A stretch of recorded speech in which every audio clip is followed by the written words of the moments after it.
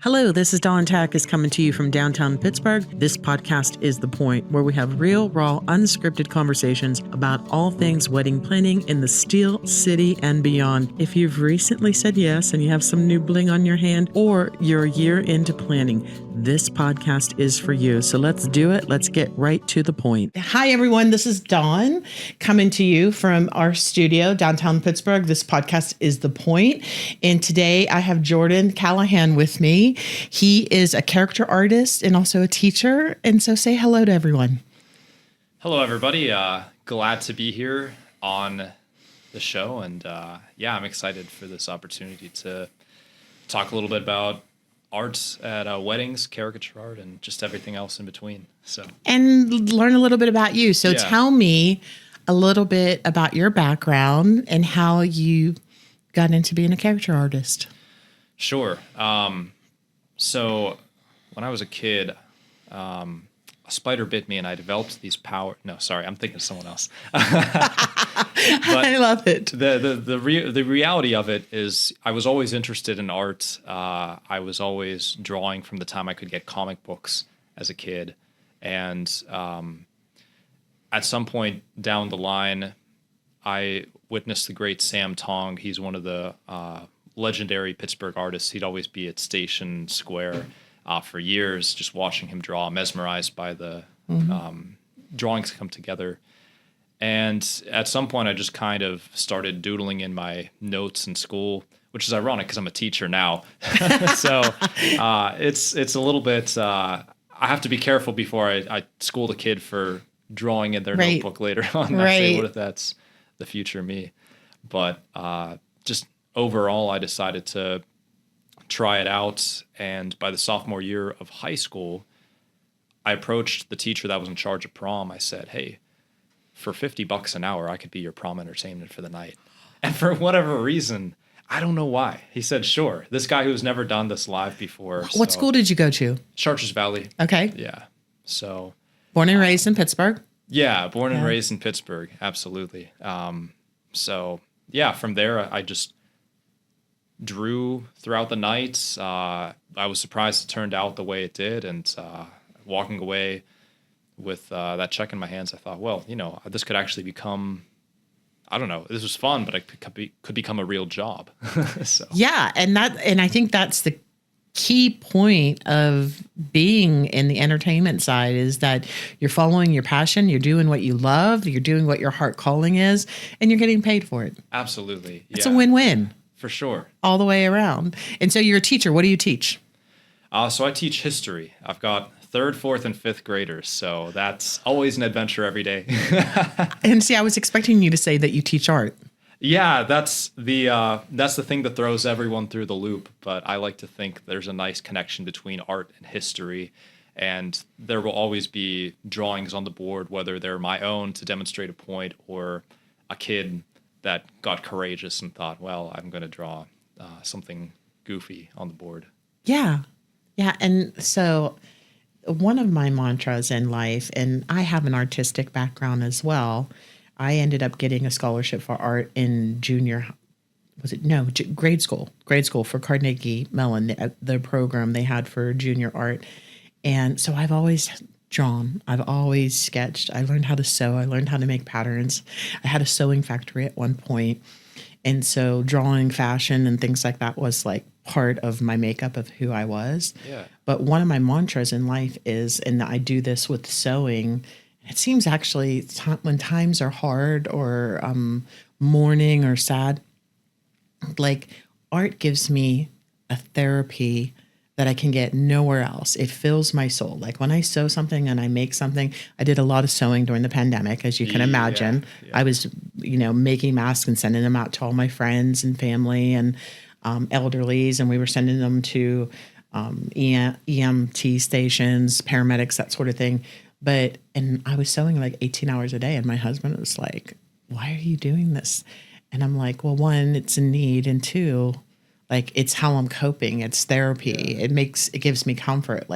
And the mantra I'm trying to circle back to is that we nourish our bodies by working out and eating right. We nourish our minds through education and learning more. I think that we nourish our spirit by being creative. I agree. Absolutely. I guess the only thing I wonder now is if your hands, how did they not get tired after what? You said 18 hours of sewing? Well, I did have a sewing factory in the 90s. And so I kind of have hacks on like how to expedite and speed everything up. Okay. So I was like mass production. I was producing a lot of masks per day. Like I don't even remember how much, but I know that we were in the hundreds of, I even had my husband on a sewing machine helping me. Wow. I taught him how to sew. I was like, come on, you can help. You can cut in. But my point being that like that, and here's the thing with art too, and I believe wholeheartedly that you can teach someone to draw. Mm-hmm. You can teach someone how to play a guitar. You can teach someone how to sew. Yeah. But the genius in being talented in it, I think, is something, it's a gift that comes from within. It's not something that you can teach. It's just something that you have, that it's a gift from God. And I'm a big believer in that because, you know, there's people that learn to play the guitar or try to sing and, you know, and then there's ones that pick up a mic and just belt it out and it just comes from the heavens. For sure. Yeah. It's a blessing. I thank God for it first more so than anything else. But yeah, with that gift, I also think it's like, you also have to have an artistic vision. So it's like, yeah, being able to draw helps a lot, but like, if I'm trying to capture someone and their likeness, you have to have a vision too. The kind of art that I do, live portraits and caricatures, you have to be able to look for what you're trying to find in that person and not just be able to know the basics of it. And that's the kind of thing that comes with time and with more trained eye as well. An experience. And again, that comes from a gift from within your soul because, you know, two people that can be very talented can be drawing the same thing and both render out different portraits. And one captures the true spirit of someone and another maybe misses that mark. Yeah. And I think, again, that goes back to that being a gift. And it comes with experience, right? For sure. The more you do, I can't even imagine what the prom was like for you. When you did the prom, how many characters did you do that night? Do you remember, like offhand, like a dozen, 3 dozen, 100? Yeah, well, probably at least 2 or 3 dozen is what I would guess. You know, you usually have your couples that kind of sit down together.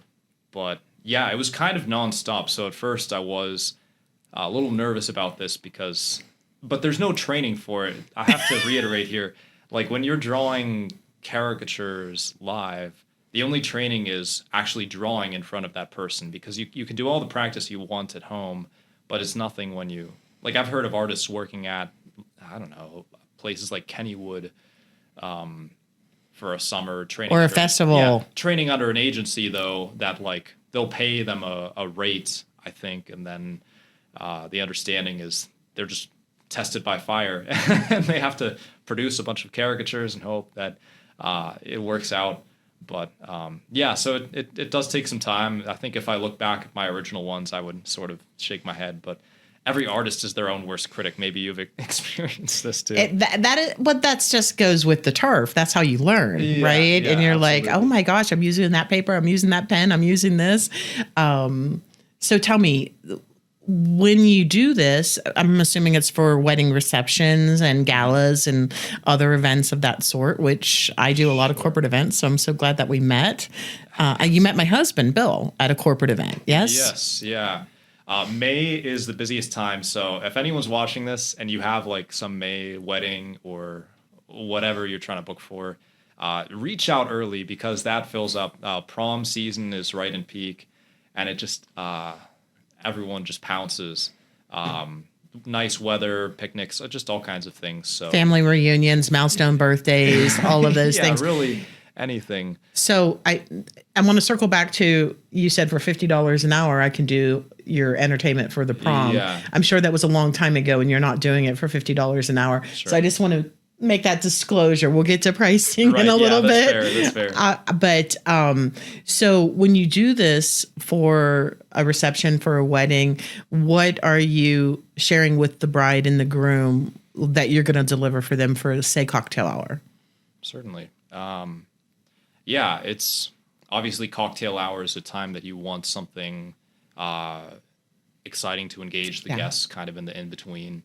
And I think with booking me, you get something that's unique and memorable.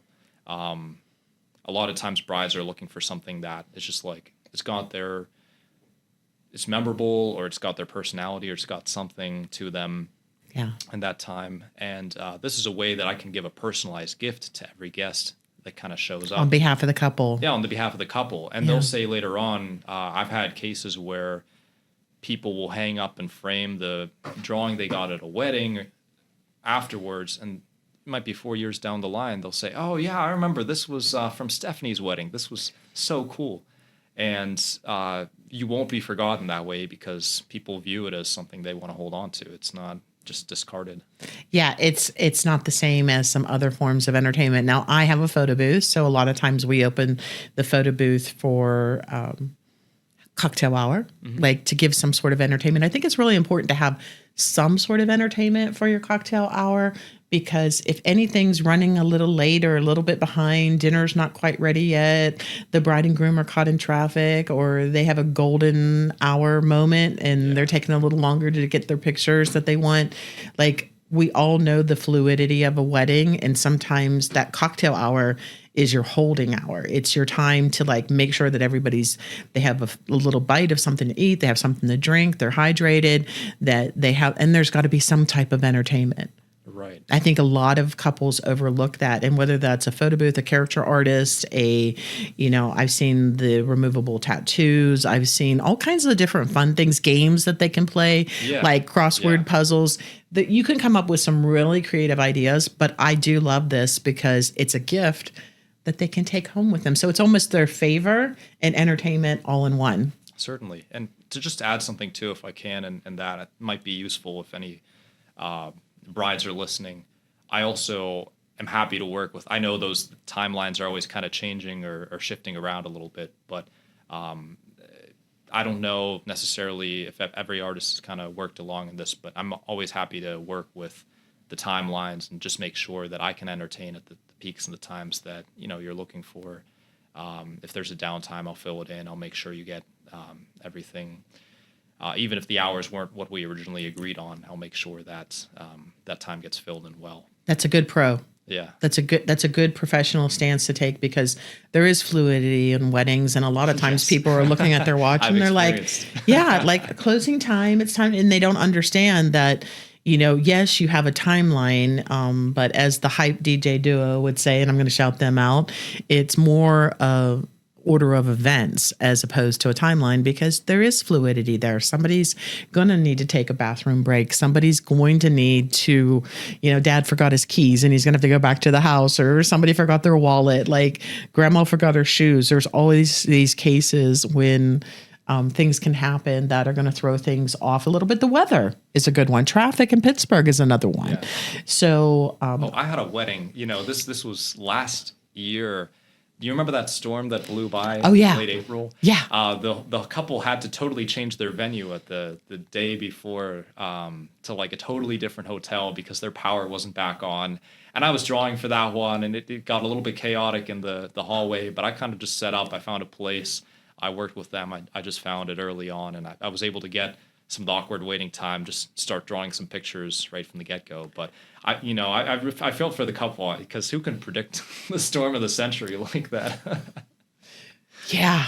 And it was in April last year, right? Yeah. It was that one, like, I remember Oakmont Country Club, they were having the U.S. Open, and they had put up the tents, and all the tents went down. Like, there was some serious damage in the city. I actually had some calls come in for, because we have a camper photo booth, and like there's another company that has a camper photo booth, and unfortunately their camper was destroyed in the storm. So expect the unexpected, be prepared for anything. It's kind of like the Boy Scout mantra, right? Belts and suspenders, and just remain calm and know that you have pros that are willing to step up and step in and try and offset any of those misses that may happen on your wedding day. So, you are now a teacher. Where do you teach? So it's Catholic school, Okay. Hills Catholic Academy. Okay. Yeah. We've done a couple parties for North Hills, so Okay, cool. Yeah. they like to do casino parties for the kids. It's That's a nice. awesome. Yeah. Yeah. We try to always make it fun for them, like, and not so much just the casino part of it or the gambling part of it, but we're like, okay, what's the math on that? Yeah. Kind of thing, and kind of like educational. Yeah, make it a little bit educational and the probabilities and the stats and things like that. But we like a good prom. It's fun, or an after prom. Yeah. We do a lot of after proms because we can keep them safe. But so my husband asked me to do this. He asked me to ask you to draw me, and he asked me to draw you. Sure. I'm going to say that again. My husband, Billy, shout out Billy, asked me to ask you if you would draw me so the couples could see like how quickly that happens for you. Certainly. And then I'm going to draw you, and I'm probably really bad. Full disclosure, but you could sew a embroidery of me. Oh yeah. I could do that. I could print it and put it right on like a jacket and have your logo there. I'll wear it to every gig. I'm going to let him get his things, and then I'm going to have you draw me, and we'll time it and we'll see how that takes. Okay, and sure. I think that will be educational for the couple. Yeah. I think and we can just chit chat about the NFL draft or anything. Yeah. Yeah. Sound good? Sure. Okay. Absolutely. We'll be right back. Hold that moment. All right, everyone. So this is Dawn, and I'm here with JC Draws, Jordan Callahan. He is going to draw me live, and I'm going to time it for you. So you let me know when you're ready. All right. Sounds good. You ready? Yep. Okay. I am not going to move. I'm just going to be right here so that you can draw me. I love this. I haven't been drawn in a very long time. That's I have awesome. I have appreciation for this. Of course. Can you make me look younger? Absolutely. No, I'm always trying to make sure everyone's looking their best, you know. I know, because especially for weddings too, it's like, sorry, I'm just drawing a smile for a moment. Okay. No worries. I love it. So everybody's a little bit self-conscious, right, at a wedding, and they want you to render out a good portrait for them, right? Yeah, basically. It's the matter of, it's also kind of depends on, you know, kind of what people are looking for too. Because it's like, if you're kind of a goofy, fun bride that's like, let's have a little bit more fun with the caricatures, you know, I can do that. But if you want like more of a classier kind of portrait or something, then, you know, I can kind of work with that idea too. So it just kind of depends. Happy to accommodate. Do you always do it from the individual sitting in front of you? Do you ever do it from like photos from the photo booth? I know a couple artists that do that. Have you ever seen or tried that? Or is it always a live person? Are you always sketching a live person, or do you ever do it like from photos? Like if they had a photo in the photo booth? Yeah, I can totally do that. Because I know sometimes maybe someone that is with someone else, they, or like their spouse or someone who couldn't be there. It's like I can happily accommodate that. Right. And let me show you a picture and see if you can do this and add him into the picture or add him into the sketch. Absolutely. I don't like make it the center focal point because, you know, I would rather first draw all the people that are at the event than, you know, immediately kind of turn to secondary type things, right, things like that. Odd requests, unique requests. But again, I'm sure. I'm happy to fill that in. As time goes along there too. So if you're doing it, you said average time is like 4 minutes. Yeah. And then I'm talking during this podcast, so I'm going to give you a little bit of grace on your timeline there. Yeah, fair enough. I appreciate that. Yeah, so that kind of keeps things moving along too. I can definitely do, just based off of what people are looking for. I can take a little bit longer to add a little bit more detail. I could kind of go with a faster pace if it's like a wedding. That is, like you just have a lot of people and you want to get it done, but it kind of depends either way. So I would imagine like it would be hard to get, if you have a big wedding, to get everybody through during the cocktail hour. Yeah. But not everybody's going to participate either. And that's not always the reality of it too. Sometimes it's, sometimes it's just, specifically for that time. Sometimes people want to book me for the whole wedding, which actually is like more common too. Like during the dancing hour, that can always be sort of a nice thing. An additional amenity that they can offer the guests, a gift. I think it's a great favor. It's way better than a favor. Yeah. He is so serious in this. I love it. Absolutely. Well, I'm trying not to distract him, folks. I'm trying to not talk as much because I put a little pressure on him. All right. Well, I'm just about to Oh my gosh. wrap it up here then. All right. Hopefully that's true to form. True to form. Are you good? Yep. All right. I got 4 minutes, 10 seconds on the clock. All right, I'll so take it. let's see what it looks like. Let's show the camera. Absolutely. Oh, I love it. There we go. I love it so much. Here, let me hold it up for this camera as well. For sure. Man, I don't want to draw now. Look at how great that is. Look at how awesome that is. I am so pleased with that. You did an amazing job Yeah, in 4 minutes, 10 seconds. Yeah. What do you think, everybody?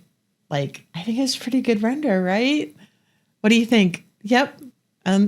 Okay. I love it. Thank you so much. Absolutely. And so you have a sleeve that you give people to put that in? Yes. When I come to draw for your wedding, I'm always going to bring a plastic sleeve that's sealable too. So that way you can we know how Pittsburgh weather is, and we can never predict it. But leaving the venue. If you drop it on the ground or something, it's okay. It's sealed up, it's protected, and you're going to still have a nice drawing to walk away with. So love it. I love it.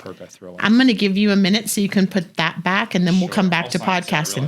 Oh, he's got to sign it for me. He's got to sign it for me, everybody. So it's not quite as famous as Michelangelo's, but you never know. So, okay, that part where I said that I was going to draw something, I'm not doing that.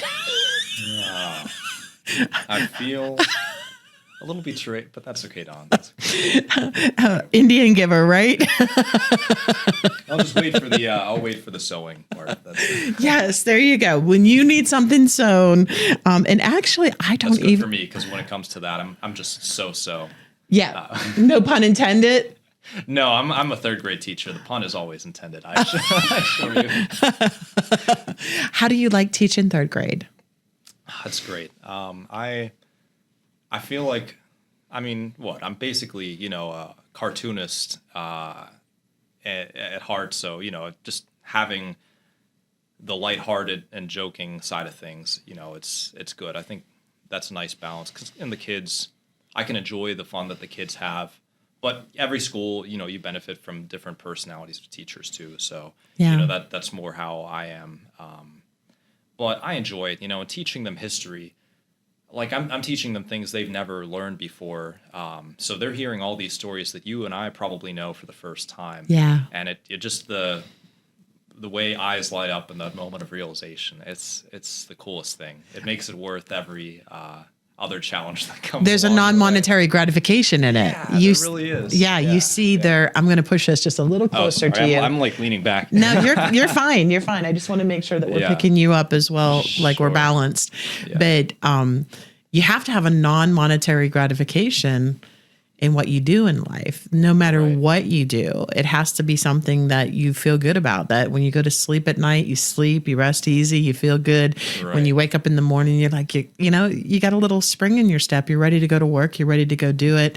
And I think that it's essential that anyone, and this is probably the best thing as an entrepreneur, I would say to anyone, is if you're going down that avenue, do something that you're passionate about. Right.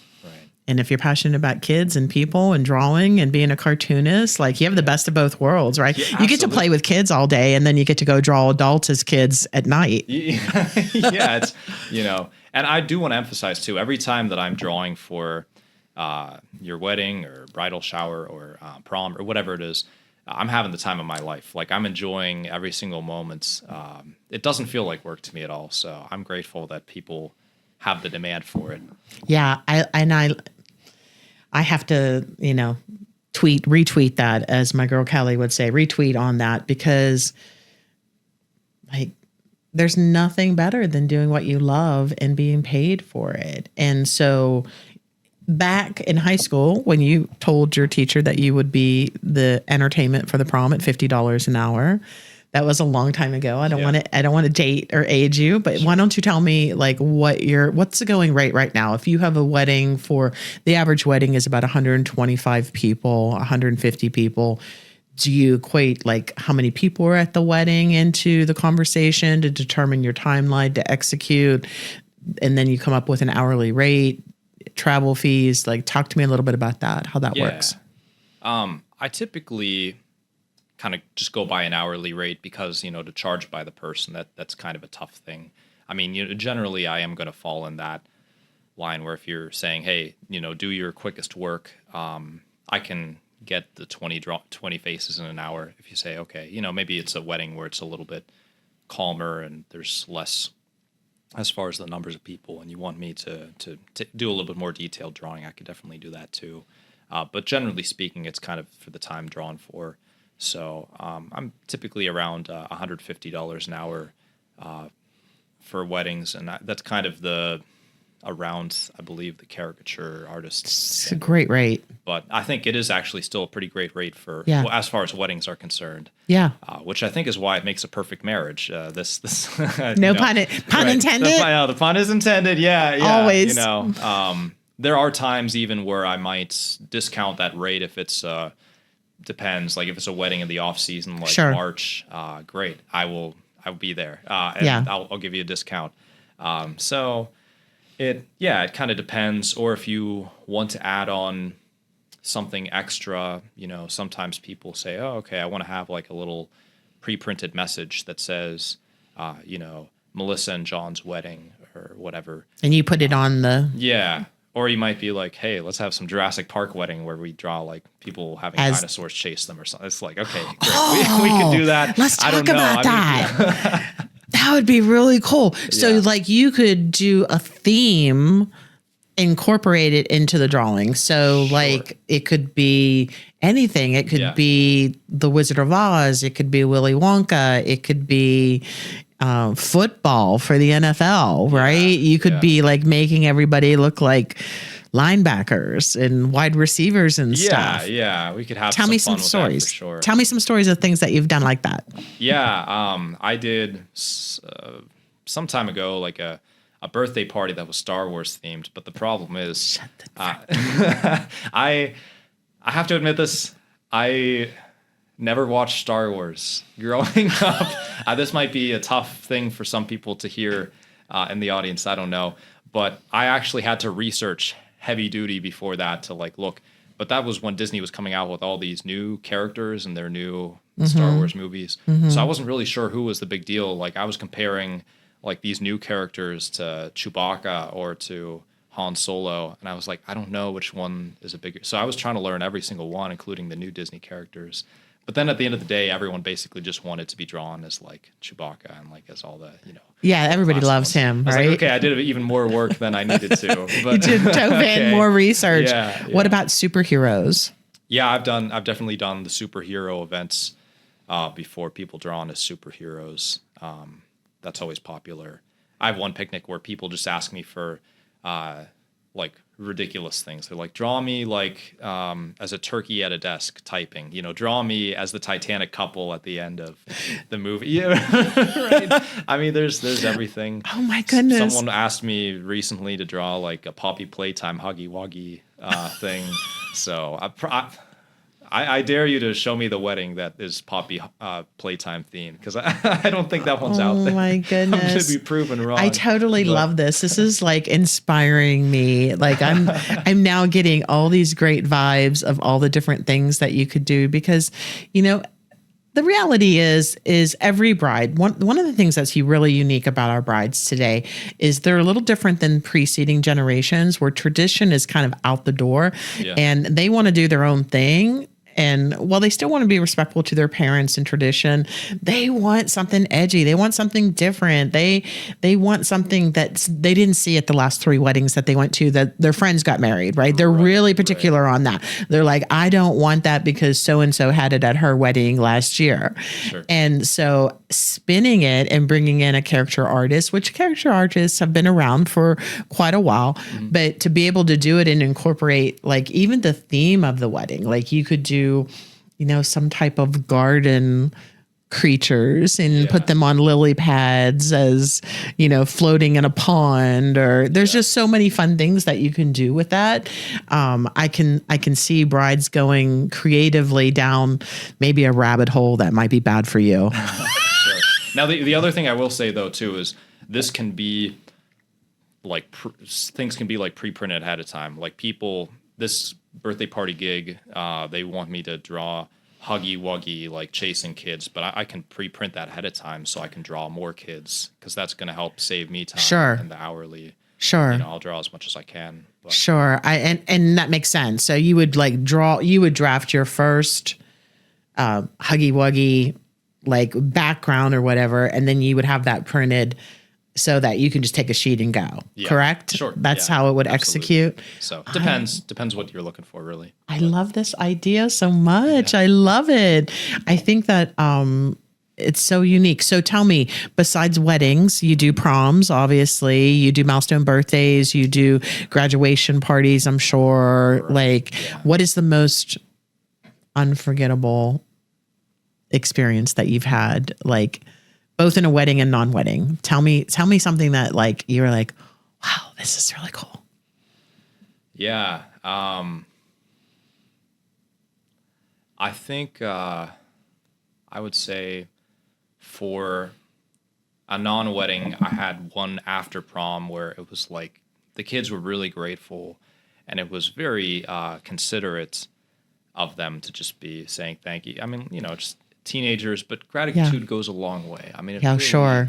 I love seeing people's reactions, especially teenagers, being very pleased by it. Sure. But then the funniest thing was like, and this is one of those proms that's a lock-in prom, so you keep them safe. Yeah, right. But they couldn't leave, and I, as I'm drawing, this one kid comes back who was really grateful. He has a whole-on rotisserie chicken, and he.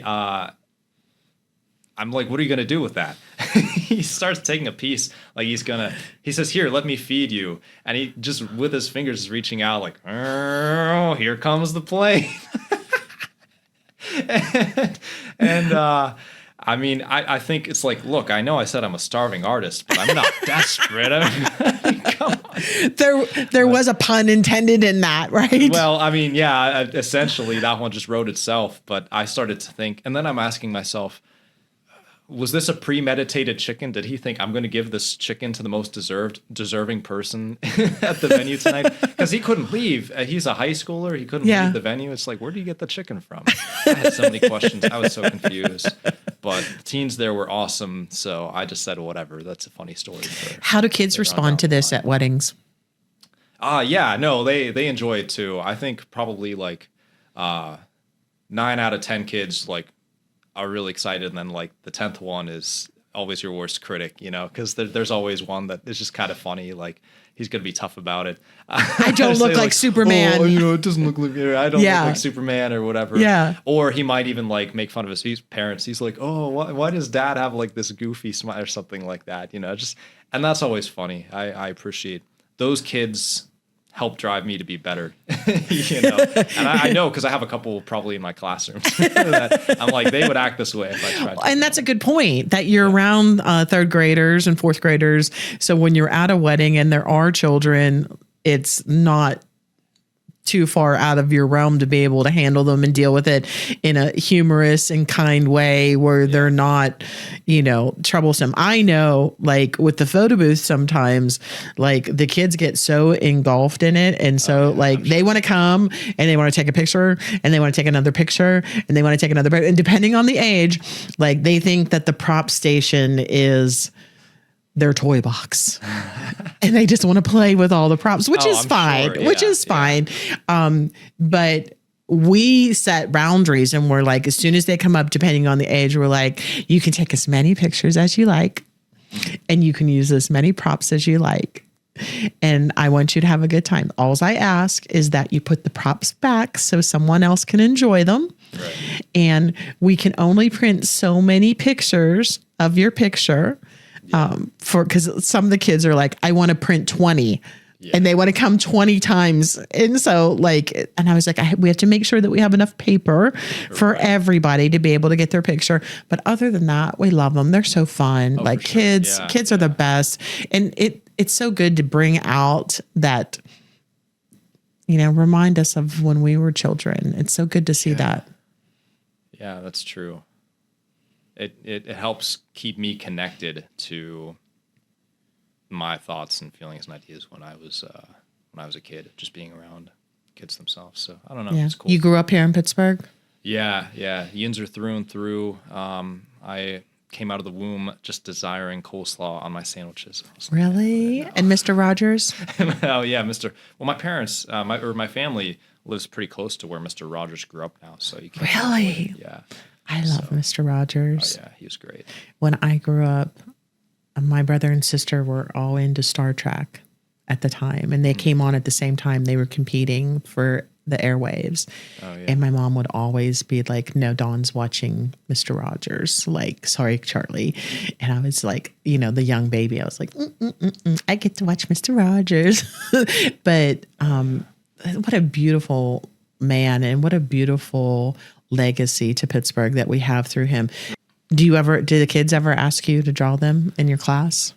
Yeah. Yeah. Do you ever have a drawing day? What do you do? Tell me. I'm excited. I figured this question would come up too.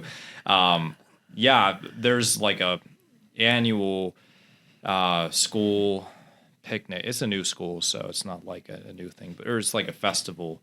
And so they have different activities, and they had me as the artist last year. So I drew a lot of the kids that I teach now.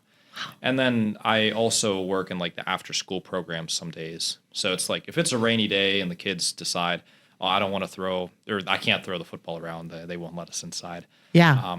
But they've picked up that I draw. So some kids will ask me, can you draw me and a friend? And so I'll just draw them in the after school program. And it's kind of fun. There's some kids I know I'm like, I've drawn you 15 times probably over this span. But if they're there every time, it's like, whatever. Oh, but you haven't drawn me with Billy now. So, well, no, I guess I didn't draw you with Billy, but I could probably draw you with my eyes closed at this point. I don't know. They're fun. But that's your impact on them, which is so important. Like, our teachers are essentially the parents de facto, right? Like you have them as long as the parents do every day, and how you connect with them and communicate with them. And, the fact that they admire you and respect you enough to ask you that many times speaks volumes of who you are as a person. Like, I love hearing that. They're not scared of you. They're like, I don't want to ask Mr. Callahan, no, Mr. C. Yeah. Are you Irish? I am Irish, yeah. Yeah, so But I like to channel my Italian side. You do like to channel your Italian side? I don't want people to forget that. So, Aaron Gobra, happy St. Patty's Day to you. Oh, yeah, that is coming up. Thank you. Yeah, it's right around the corner. My mom would be like, she used to tell my husband, today you can be Billy McTackis. Today will allow you to be a little bit Irish.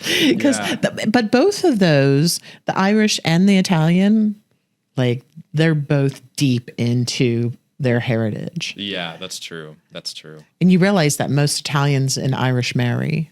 Like, every time I meet people in this town. Yeah, that's a fair point. It's usually an Italian marrying an Irish. Yeah. Like, okay. I don't know where that comes from, but I mean, we're based in faith, right? Both sides. Yeah. But also I think maybe that Italian guy needs a little bit of a fiery, redheaded Irish girl. What do you think, Bill Tackus? No, I'm kidding. But so you've just joined the site, Pittsburgh Brides. Yeah. Yeah. Thank you for joining and supporting. Yeah. And thank you for having me on board so quickly afterwards. I was like, this is amazing. I get to be on a podcast. Yeah. So cool. Yeah. So, and the community, the core of the community is in the Facebook group. Yeah. And that's where the brides are asking questions. Somebody just asked for your services like yours the other day, and I tagged you. Yeah. Did you respond to that? Did you connect with that bride? Yeah. I think I saw that message, so I responded along to that. Good. I mean, the basic understanding, and I think a lot of pros don't get this, but I'm just going to share it with you while I have you on the couch, is like Generation Z, they basically know what they want. Mm-hmm. And they just want somebody to say, okay, this is the person for you. Yeah. Right. And as a professional, the sooner you connect with them and have a conversation with them and deliver to them, the better the chances are that you're going to book that person. Right. Because if you show that you care about their business, that you want their business, that you earn to earn their trust, you're, connecting in a conversation in a expedited manner. It's not a delayed process where you're going to get back to them 3 days later. Right. Chances are you're going to win that business. And I think it's just the side of the times right now that we're in. And, they got so many things going on. They just want to check this box. For sure. Yeah. And I think that's a priority. I do just ask for a little grace during the school day. If you reach out to me, I might be wrangling third graders, but I promise I will try to get back to you as soon as I can. 8 a.m. to 3 p.m. I'm kind of out for the day. Yeah. But I'll remember that for if I'm tagging you. I'll be like, he's in class teaching a bunch of third graders. But so let's circle back to pricing. Yeah. Because I think this is really important. And we're in 2026. This is spring 2026. So do you book out past 1 year, or do you try to do 1 year at a time? Tell me a little bit about that. Yeah, I'll book out a little bit into the future. So, as of right now, kind of we're in early 2026. I'm booking weddings for 2026 and 2027. I think I might have booked one for later into 2027 recently. It was a bridal. Or no, wait, I might be thinking of another thing, but I just want to add this too. Even like I can do bridal showers. Events to other things. You might just immediately think wedding, but I'll do I just booked a bridal shower. It could be a rehearsal dinner, for a more like intimate setting as far as, so it's different related things. I'm happy to be involved in Pittsburgh Brides for as well. But to kind of circle back to the point though, 2027, I have already booked weddings for that year. So I can book out to the end of there. I'd say probably once we get to the end of, or closer to the end of 2026, then I can go ahead and start booking for 2028. I don't know if I want to book like 2 full years in advance, because, things do change in that time and I want to guarantee a good service. Yeah, it's a good thing not to book too far in advance, because you just don't know where the state of the economy is, what the cost of the goods delivered will be, time, road closures. Now it's not so easy to get to where you're going, all those things. But you're going to be at the Sip and Shop with us, yes? Yeah. So I'm excited. You haven't been to a Sip and Shop yet? No. All right. So it's an interactive experience that we create for the brides. I would say, yes, it's a little bit bridal show, but it's really more of a experience. And we have a little bit of cocktails, mocktails, drinks, things for them to enjoy. We have some prizes. We have some giveaways. We're raising money. And when we're at the Opera House, we're raising money for the Pittsburgh Opera. So whatever funds that we raise there, that we philanthropy give back to the Opera House, and it's fun. The last couple shows have been great. Are you going to do caricatures at the show? I was hoping you'd ask. Yes, I am happy to do live art at the show. Yes, he's going to do live art at the show. Yeah, I'm so excited. He's doing live art at the show. That's awesome. I'm so excited. Thank you. Something fun. Yeah. That's what it's about. No. And I think that is so important because they can see you in action. They can see you in a hectic environment and what you're doing. Like, it gives them a little bit different perspective than just booking you over the internet by email, seeing pictures of what you've created previously, all of those things. I think it's really good. And they get to know you and sit down and talk to you a little bit. So tell me what you need for the sip and shop. You just need like a bistro table and like 2 chairs or 3 chairs? Yeah, basically just the setup with a couple of chairs. Okay. If there's a little table stand, that would be an awesome thing too. And then, perfect. I bring the easel just as I do to every. So I really don't even ask for much when it comes to live events. I can set up pretty quickly, pretty easily, bring my own equipment. And as long as it's, and of course a well-lit space, but I don't think that would be like. No, it won't be. If I can't see. There was this is actually one. I did a wedding in Columbus last year. Okay. And it was like kind of at this old like fire hall like tent thing. I don't know how to describe it, but at some point when the sun set, I forgot to check in with them as I usually do about lighting. They said that they had some kind of lighting, but it was like plugged into the corner, and so it was too far away, and they put me in this tent little area, and the seats that they gave me were like these like reclined back chairs, so I'm like lounging, drawing. I worked through it. I'm not gonna give up on it, but I was like, well, okay, it probably should have clarified a little bit first about the. Maybe you need to buy yourself a director's chair and put it in your car with JC draws on the back of it. Oh, that would be cool. Yeah, and make it part of your inventory. No matter where you're at, you have your branding like behind you. Yeah. Well, that's an idea, actually. Yeah. I'm good at that kind of stuff. JC, thank you so much for drawing me today. I appreciate that so much. You're incredibly talented. I'm so glad that I met you. I know that I'm going to be able to book you for some of my corporate clients. Tell me a little bit more about your rates, please. Yeah. For 2026. For 2026, certainly. Yeah. Kind of as I had said before, typically generally the standard rates of $150 an hour, for those weekend kind of events. If it's a weekday, then we're probably looking at something different too, which those don't always fill up as much. The other thing is, I will say probably weddings are my favorite type of event to do. Yeah. If I can get more of them, great, because it again, it's like sometimes like I might get like a corporate event, but maybe it's like maybe it's awkward, or it's like, the company wants to host people, but they're like, I don't really know the person in the cubicle next to me. But I feed off of the energy, and the energy at weddings is always great. You can always tell people are having a great time celebrating the people they love. Yeah. And it's not like that office situation or, Tommy is crying at the second birthday party, and now we're trying to console him, and I'm like, hey, that makes sense. Just here drawing. That makes sense. Right. That makes sense. I love these events. I truly do, but I want to emphasize that weddings are always a lot of fun, and the energy, you can't beat it there. Yeah, and there's nothing like it either. You get to be a part of somebody's most important day of and their life too, to be part of a big important day. Yeah, that's something they've been dreaming of since they were kids. So if I asked you to make me a fairy, could you make me a fairy? A fairy? Yeah.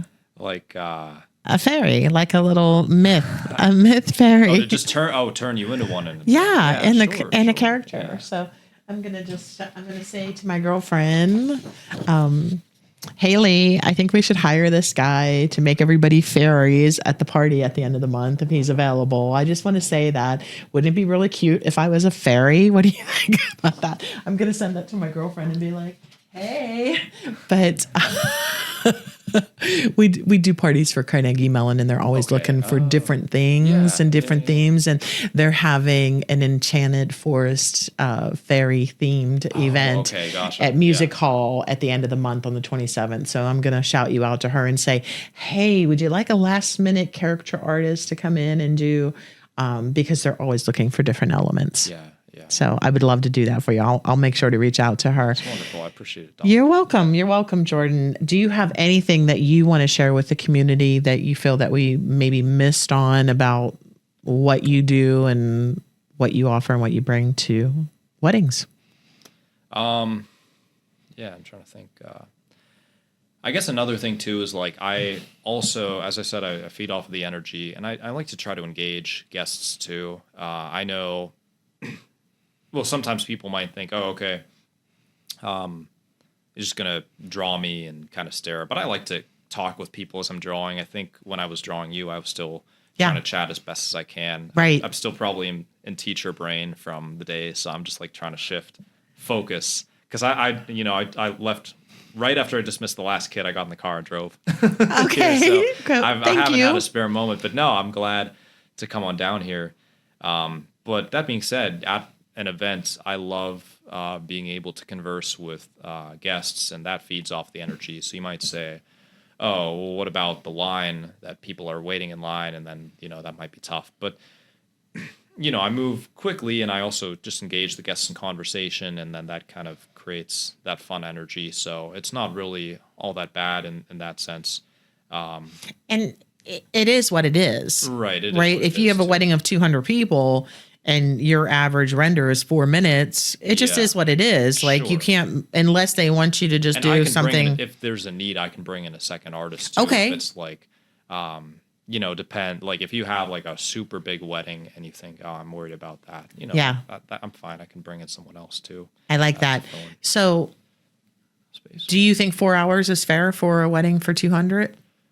Like, do you think that you can, as far as, because most of them are couples, right? So that's about 100 renders in 4 hours. Right. Yeah, absolutely. I think that's a good place to be. I mean, usually you do about 20 an hour, 25 an hour. Yeah. Usually like if I even book a wedding that is like, I'll have a 2 hour minimum, like, and even then sometimes depends on like, if you're having me go farther away, then it might be more than that, just out of being able to do something there. But what will happen is like they'll book me for that time, and then they'll decide, oh no, wait, we made a mistake, we wanted them longer, and it's a hit, and people are seeing the drawings in the bags. So they'll say, wait, I actually want one of those. Right. People come over. So then more often than not, people will extend me. And the average time that I draw at weddings will probably look closer to 4 hours. Yeah, I would think so. And at the price that you're charging, I think it's incredibly fair just to go ahead and book for the 4 hours. And because you're fluid and you understand that timelines can be tweaked a little bit based on the facts that happened that day.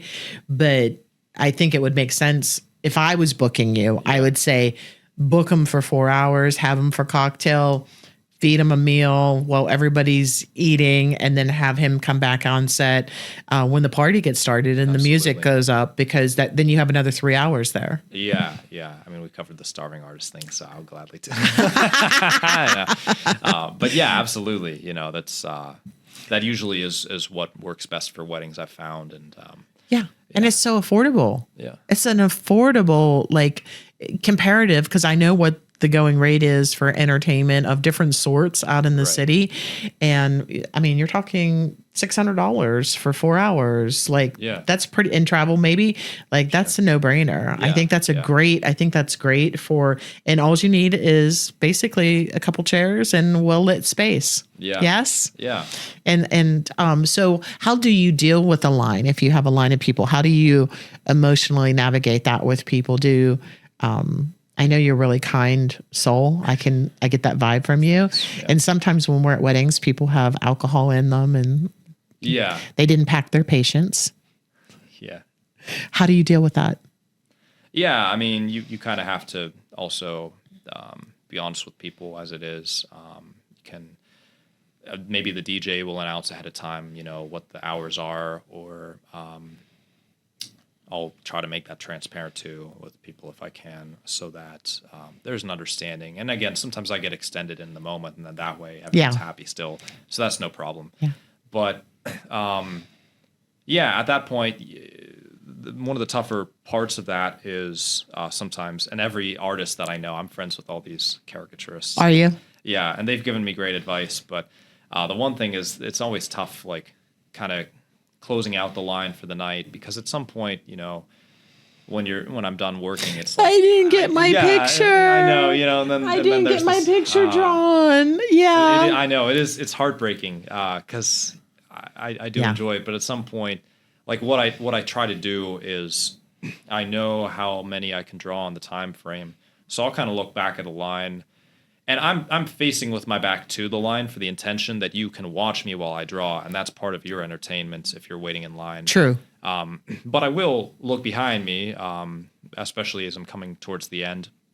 I'll say, okay, you know, it's 45 minutes out, and I see my line is this size, so I'll probably put the cutoff here so that we can be transparent. So I don't bite off more than I can chew, and maybe someone's been waiting for like 40 minutes. It's like, I can't draw you. You know, I don't want to do that. Yeah. So I just want to make it transparency. Fair and understood. Yeah. Transparency is good. So what about this idea? It just occurred to me. What if you had like your phone and you had a tripod of some sort, and you were like videoing live what you were doing, drawing, and then had that on a screen somewhere? Have you ever done anything like that? That would be cool. I've never developed that yet, but that's definitely an awesome idea. And I believe, I think I've seen that before too. There's been I don't know where, like Instagram. Yeah. I think I saw someone had something. Yeah, like it just that. occurred to me that would be really great, because, and I think it would accomplish a couple things for you if it was on a screen somewhere, whether it's a television screen or just a drop down screen at a corporate event. People would see it in action and happening, and they'll be like, oh, he's really good. I want to go do that. And just basically have the camera not necessarily on you, but on what you're rendering, what you're drawing, right. or the people, and just kind of capture that shot. Yeah. And I can see you actually making that part of your platform and getting a little bit more money for that as well. We all need to make more money every event, right? Yeah, that's an upcharge. We all upsell things, but not to tell you how to run your business, but I would add that in. I think that would be cool, because there's a big uptick in interactive entertainment right now. And that's why we're successful. The casino parties, the photo booth, we do circus events, we do Willy Wonka events, we do things that are interactive, and people are tired of being in their phones. Yeah. They want to have conversations. They want to be engaged and immersed in something. They want to be a part of something. And any way that you can tie them in, not just that couple that you're drawing, but if you can, you have people in the line watching, if you can bring in that crowd with you on that journey, how cool would that be? Absolutely. Yeah. That's really cool. You'll have to set me up with whoever's doing my podcasting, your setup. I mean, this is such a beautiful setup for podcast. And I've seen the screen kind of right over behind. Yeah, Nick did the studio for me. From the studio architect, he's amazing. Yeah. Another really kind soul, Nick Pranito. He Italian, and he did the studio for me. He's from New York City, and he builds studios there. Yeah. But his spouse lives here and works here, so he commutes back and forth. And I just met him, just kind of like serendipitous, like Billy met you. It was just one of those things. And he's like, yeah, I'll build your studio. And I was like, really? Because one of the things with a studio is you can do so many different things. You can use your iPhone and, do something really simple, but this gives me the ability to showcase you, with the different cameras and things like that. So it's fun. I like doing the podcast. I wasn't sure I was going to like it. And I did a sip and shop last year at the Opera House, and all the brides, as soon as they saw me, came up to me and they started asking me questions. Dawn, what about this? Dawn, what about that? Okay.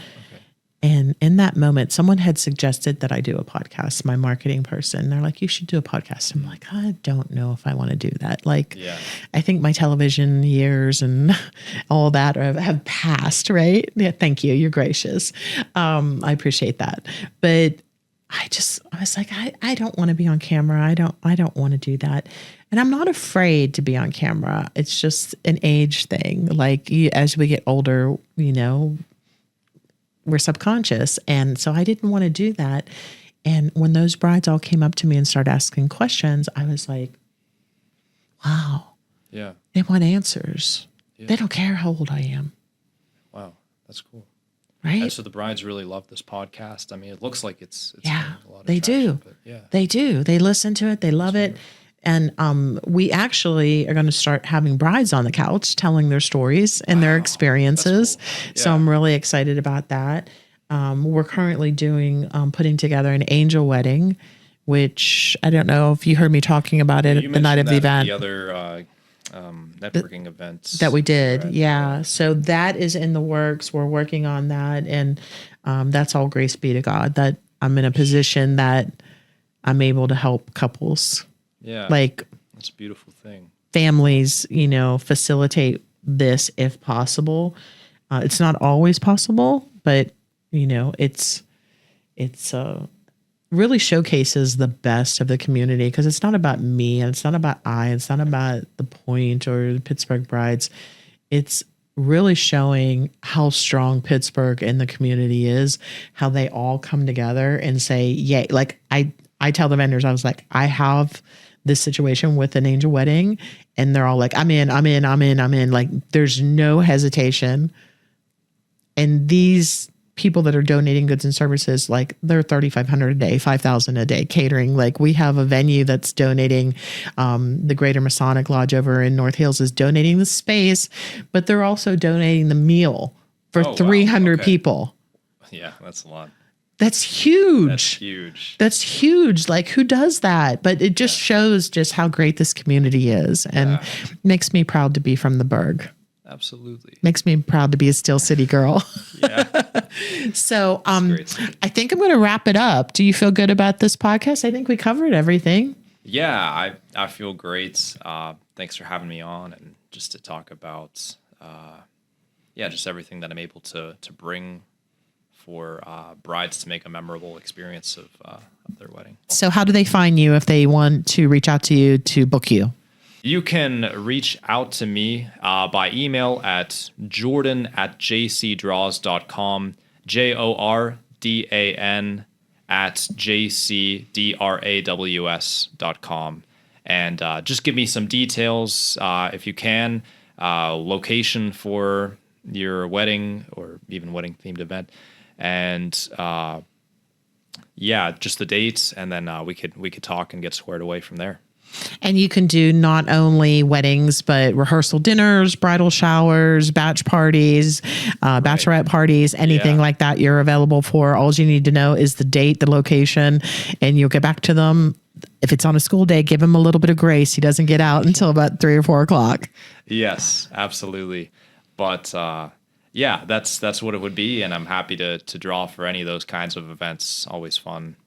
And if you want to come see him in person on 4/12/26, we're going to be at the Pittsburgh Opera House from noon to 2:30. He'll be there drawing if you want to come down and meet him and sample some of his work.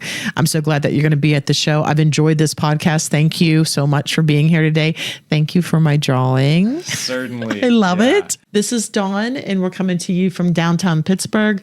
I want to thank you. If you've enjoyed this video, be sure to give us a thumbs up, a like, subscribe, share with your friends. If you have anyone getting married that you think they would love to have JC at their wedding, or if you want to maybe book JC as a gift for someone for their wedding, I think that would be an amazing wedding gift to give to somebody. So thank you so much, everybody. We're out of here.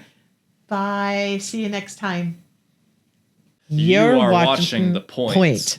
One more time. Okay. You're watching The Point. You're watching The Point. You're watching The Point. I can't do it. I can't get it. This will be in the bloopers in the end. Yeah. Okay. You're watching. You ready? Yeah. 1, 2, 3. You're watching The Point. Sorry, I wasn't sure if we were pointing to this one or that.